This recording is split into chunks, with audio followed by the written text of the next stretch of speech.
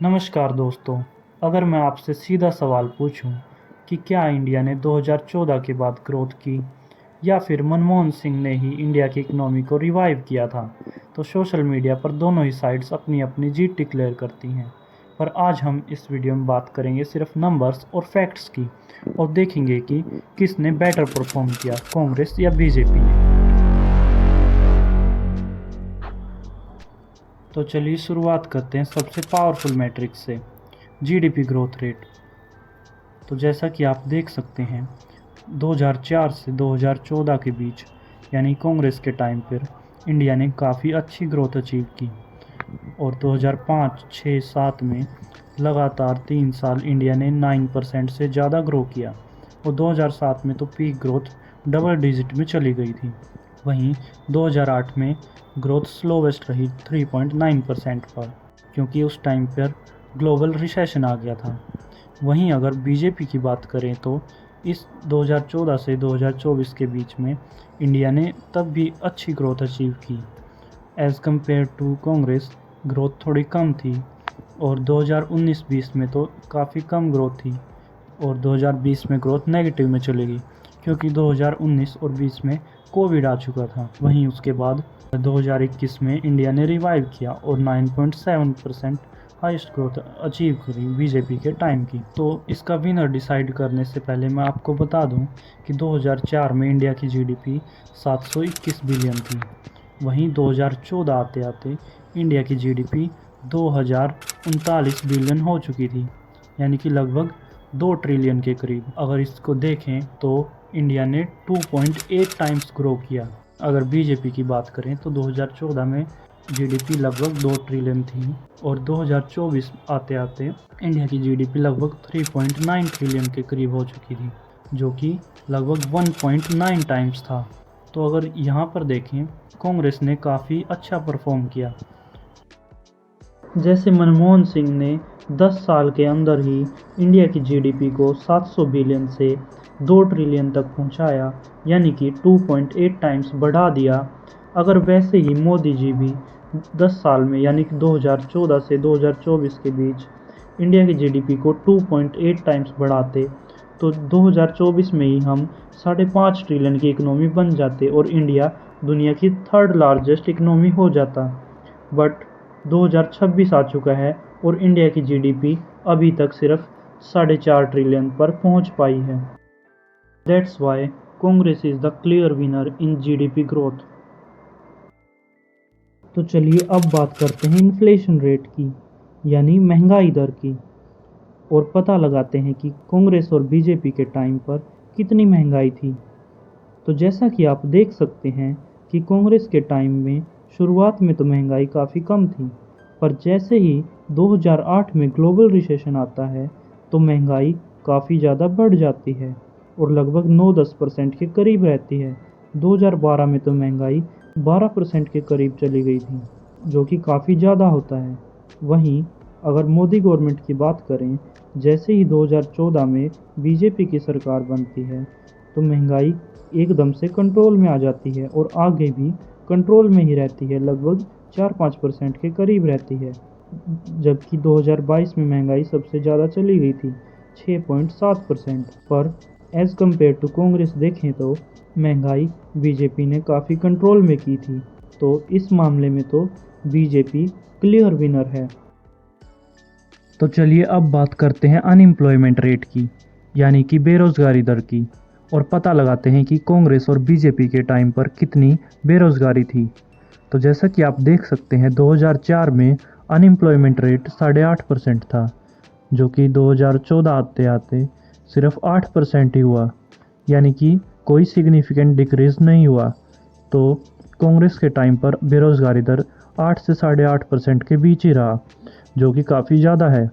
वहीं बीजेपी के टाइम पर देखें तो 2014 में जो बेरोज़गारी दर 8% था, वो 2023 आते आते लगभग 5% से भी नीचे आ गया, तो यानी कि काफ़ी डिक्रीज़ हुआ। तो इस मामले में बीजेपी ने काफ़ी अच्छा काम किया है और बेरोज़गारी दर को कम किया है। तो अनएम्प्लॉयमेंट रेट के मामले में बीजेपी यहाँ पर क्लियर विनर है। तो चलिए अब बात करते हैं गवर्नमेंट डेट की, यानी कि सरकार ने कितना कर्ज लिया। पर उससे पहले मैं आपको बता दूं कि सरकार कर्ज क्यों लेती है। क्योंकि सरकार को एजुकेशन, हेल्थ केयर, इंफ्रास्ट्रक्चर पर खर्च करना होता है, जिसकी वजह से भारत की ग्रोथ होती है। तो चलिए अब पता लगाते हैं कि किसने कितना कर्ज लिया और कितनी ग्रोथ की। तो जैसा कि आप देख सकते हैं 2004 में भारत पर जो कर्ज था वो जीडीपी का 83% था, जो कि काफ़ी ज़्यादा था। पर इसको कांग्रेस ने काफ़ी कम किया। लगातार कम करते करते 2014 में यह कर्ज सिर्फ 67% रह गया। इसका मतलब यह है कि कांग्रेस ने कर्ज कम लिया और ग्रोथ ज़्यादा की। वहीं अगर मोदी गवर्नमेंट की बात करें तो 2014 में जो 67% कर्ज था उसको बढ़ाते बढ़ाते 2024 में वापस से 83% कर दिया। यानी कि जो कांग्रेस ने 83 से 67 किया था, मोदी गवर्नमेंट ने उसको उल्टा कर दिया 67 से 83। यानी कि मोदी गवर्नमेंट ने कर्ज ज़्यादा लिया और ग्रोथ कम अचीव की। तो इस मामले में तो कांग्रेस क्लियर विनर है। तो चलिए अब बात करते हैं पेट्रोल प्राइजेस की। इंडिया जो है वो अपना 85% क्रूड ऑयल बाहर से इंपोर्ट करता है, जिससे हमारे पेट्रोल के प्राइजेस जो हैं वो क्रूड ऑयल के प्राइस पर डिपेंड करते हैं। तो जैसे जैसे क्रूड ऑयल का प्राइस बढ़ता है वैसे ही हमारे पेट्रोल का प्राइस भी बढ़ने लगता है। तो हम अब पता लगाएंगे कि कांग्रेस और बीजेपी इस मामले में कैसे अलग थी। तो जैसा कि आप देख सकते हैं 2004 में क्रूड ऑयल का प्राइस $38 पर बैरल था। वहीं 2004 में पेट्रोल का प्राइस 34 रुपये पर लीटर था। और उसके बाद 2005-6 में लगातार क्रूड ऑयल का प्राइस जो है वो बढ़ता रहा। वैसे वैसे हमारे पेट्रोल का प्राइस भी बढ़ता रहा। और 2011 से लेकर 2014 के बीच में तो क्रूड ऑयल का प्राइस $100 के ऊपर ही रहा। वहीं हमारे पेट्रोल का प्राइस लगभग 70 रुपये के आसपास रहा। अब इसको अगर हम बीजेपी से कंपेयर करें तो 2014 के बाद से क्रूड ऑयल का प्राइस लगातार घटता रहा। वो 2020 आते आते $42 पर बैरल पर आ गया। पर हमारे क्रूड ऑयल की वजह से हमारे पेट्रोल पर कोई फ़र्क नहीं पड़ा, उसका प्राइस बढ़ता रहा। तो बीजेपी इस मामले में बिल्कुल फेल हुई, वो कंट्रोल नहीं कर पाई। और यहाँ ऑयल कंपनीज ने दबा के पैसे कमाए, दबा के प्रॉफिट किया। वहीं अगर हम इसको कंपेयर करना चाहें तो अब हम 2024 का ही देख सकते हैं। जब क्रूड ऑयल $80 था तब हमारे पेट्रोल का प्राइस 100 रुपये तक हो गया। वहीं जब 2011 में हम देखें तो क्रूड ऑयल का प्राइस $111 था, पर फिर भी प्राइस 63 रुपीज़ ही रहा।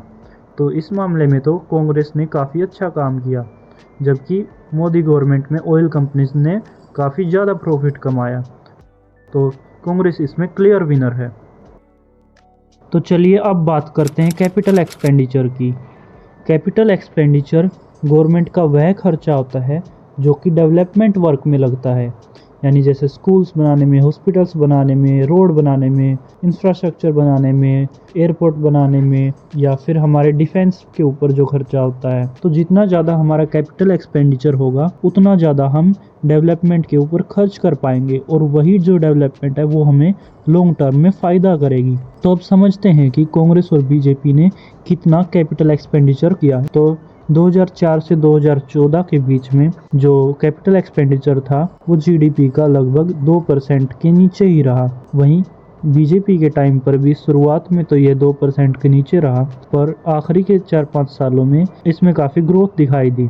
और इसको परसेंटेज के तौर पर ना समझ के अगर हम रियल नंबर्स पर जाएं तो 2004 में कैपिटल एक्सपेंडिचर लगभग 1,13,000 करोड़ था। वहीं 2014 आते आते यह बढ़कर 1,96,000 करोड़ रुपए तक पहुंच गया, लगभग 2 लाख करोड़ रुपए तक। वहीं अगर मोदी गवर्नमेंट की बात करें तो यह खर्च 2014 में 2 लाख करोड़ के करीब पहुंचा था। इसको 2024 आते आते मोदी गवर्नमेंट ने बढ़ाकर 10 लाख करोड़ कर दिया, यानी कि 5 टाइम्स की ग्रोथ अचीव की। और ये पैसा डेवलपमेंट पे खर्च होगा तो जो कि हमें लॉन्ग टर्म में हेल्प करेगी। तो इस मामले में तो बीजेपी क्लियर विनर है। तो चलिए अब बात करते हैं स्टॉक मार्केट की और पता लगाते हैं कि किसने स्टॉक मार्केट को कितना ग्रो किया। तो जैसा कि आप देख सकते हैं हमने यहाँ पर निफ्टी 50 इंडेक्स लिया है, जिसकी 2004 में वैल्यू थी 1750 रुपये। वहीं 2014 आते आते यह बढ़कर हो गई 7300 रुपीज़, और 2024 आते आते मोदी गवर्नमेंट में यह बढ़कर हो गई 22,800 रुपये। तो अब आपको ऐसे समझ नहीं आ रहा होगा कि किसने कितनी ग्रोथ अचीव करी। तो हम आपको बताते हैं कि अगर आपने मान लीजिए 2004 में 1 लाख रुपए निफ्टी 50 में लगाए होते तो आपके वो पैसे 2014 तक यानी कि 10 सालों में कितने हो गए होते। तो वो बढ़कर हो गए होते 4,17,000 रुपये, यानी कि लगभग 4 गुना से भी ज़्यादा की ग्रोथ। वहीं अगर आपने 2014 में 1 लाख रुपए लगाए होते निफ्टी 50 में तो वो बढ़कर सिर्फ 3,12,000 रुपये होते, यानी कि सिर्फ 3 गुना की ग्रोथ। तो यहाँ पर कांग्रेस क्लियर विनर है। तो आपको कौन सी गवर्नमेंट बेटर लगी और क्यों, ये आप कमेंट सेक्शन में बताएं और वीडियो को लाइक और सब्सक्राइब ज़रूर करें।